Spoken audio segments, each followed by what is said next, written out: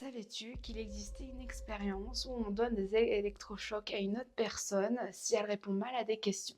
Bien sûr, je te parle de l'expérience de Milgram. Stanley Milgram va créer son expérience en 1963 aux États-Unis, mais elle a été déjà pensée en 1929 par un certain Karin Klee dans sa théorie 6 degrés de séparation. Mais par contre, Stanley Milgram va étudier le comportement humain en rapport à l'autorité et la soumission et tester la capacité de l'être humain en rapport à l'obéissance, même si on fait souffrir quelqu'un d'autre. Comme je vous l'ai déjà expliqué, deux personnes sont dans deux salles différentes, une a des électrodes et l'autre va poser des questions, et celle qui a les électrodes va répondre à des questions. Si elle a faux, c'est celle qui pose les questions va lui donner des électrochocs. Mais pour préciser, les électrochocs vont augmenter de voltage de question en question jusqu'à 450 volts. Mais pour préciser, on peut mourir à 36 volts. Mais pour vous rassurer, celle qui répond aux questions, c'est un acteur, donc elle fait semblant de crier jusqu'à la fin de l'expérience.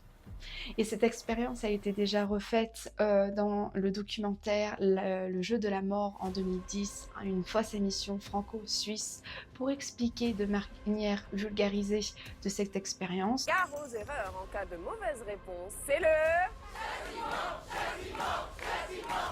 châtiment électrique. Tout de suite, nos deux candidats. Jardin extraordinaire, lumière du matin, terrain constructible, sortie à la mer. Attention, mauvaise réponse à suivre. 3, 2, 1. Affiche.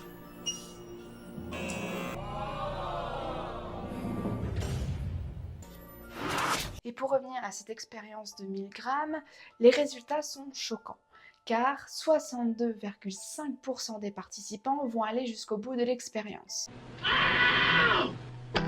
Incorrect.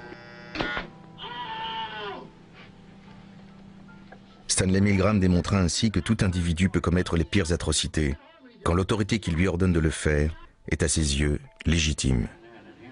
Continue, please. Et il y aura une partie 2 sur une expérience similaire à celle-ci, donc abonne-toi.